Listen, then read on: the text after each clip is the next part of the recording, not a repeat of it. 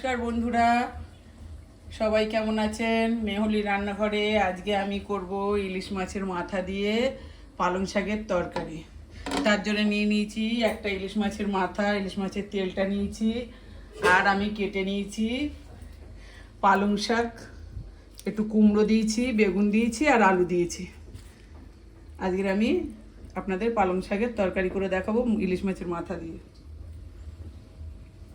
কড়াই গরম করে আমি এতে তেল দিয়ে দিলাম। তেলটা গরম হয়ে গেলে আমি একটু ওতে একেবারেই চাপিয়ে দেবো, একটু পাঁচফোড়ন দিয়ে দেবো।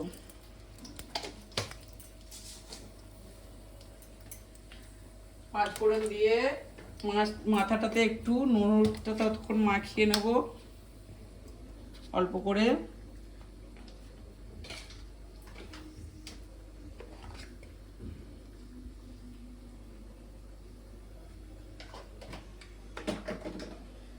নুন হলুদ মাখিয়ে মাথাটা আমি ওর মধ্যে ছেড়ে দেবো। তেলটা দিলাম ইলিশ মাছের, দিয়ে এবার আমি মাথাটা ওর মধ্যে দিয়ে দেবো। আপনারা বাড়িতে এইভাবে ইলিশ মাছ আনলে মাথাটাকে একবার পালং শাক দিয়ে করে খেয়ে দেখবেন, খুবই ভালো লাগবে। কুমড়োটা আমি মিনিট পাঁচে ভালো করে একটু নেড়ে ভেজে নিলাম। এইবার আমি সবজিটা ওতে আমি একেবারেই চাপিয়ে দেবো। কুমড়োটা ভেজে আমি তুলে নিলাম না, আমি একেবারেই সবজিটা দিয়ে দিলাম। আপনারা একেবারেও দিতে পারেন, পারলে আলাদা সবজি ভেজে নিয়ে কুমড়োটাকে ভেজে তুলে নিয়ে আলাদা সবজি দিয়েও করতে পারেন। আমি এটা একেবারেই চাপিয়ে দিলাম।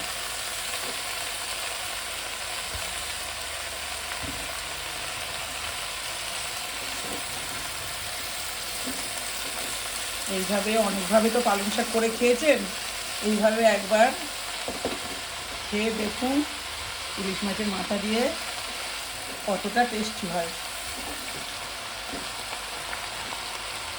আমি এটা একটুখানি মিনিট দুই চাপা দিয়ে তারপরে মশলা দেব। ঢাকাটা খুলে এবার আমি সব মশলাগুলো এতে দিয়ে দেবো।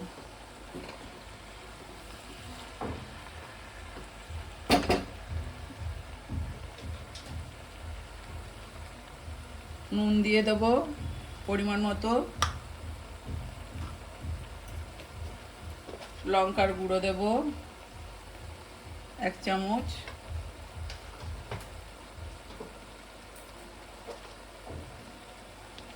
হলুদ 1 চামচ,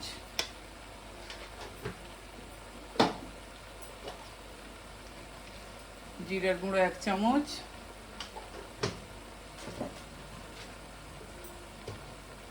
আর ধনিয়ার গুঁড়ো 1 চামচ দিয়ে এটাকে একটু নেড়ে তারপরে আমি এতে একটু চিনি দিয়ে দেব। চিনিটা অ্যাড করে, যেহেতু পালং শাক একটু মিষ্টি দিতেই হবে, আপনারা যেমন যে মিষ্টি খান তেমনই দেবেন। এবার আমি এটাকে একটু ভালো করে নাড়িয়ে চাপা দিয়ে দেবো।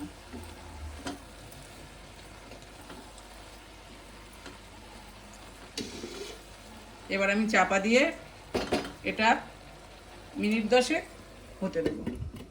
মিনিট 10 আমি চাপা দিয়ে রেখেছিলাম। এবার চাপাটা খুলে দেখব আমার তরকারিটা হয়ে গেছে। এই যে সেদ্ধ হয়ে গেছে, আলু হয়ে গেছে। আমি একটু নাড়াচাড়া করে এটাকে নামিয়ে নেব। আপনারা বাড়িতে এইভাবে বানিয়ে খাবেন। ভালো লাগলে একটা লাইক, কমেন্ট, শেয়ার করবেন। নতুন বন্ধুরা সাবস্ক্রাইব করবেন। সাবস্ক্রাইব করলে ভিডিও করতে ভালো লাগে। এইভাবে আপনারা বাড়িতে করে একবার খেয়ে দেখবেন। এবার আমি তরকারিটাকে ঢেলে নেব।